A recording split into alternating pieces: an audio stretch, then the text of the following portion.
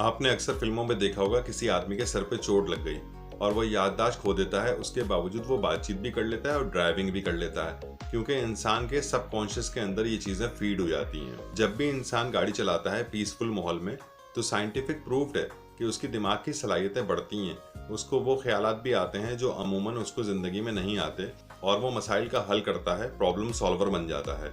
इसीलिए दुनिया भर में लोग लॉन्ग ड्राइव पे भी जाते हैं ताकि अपनी जहनी सलाहियत को मजीद उजागर करें।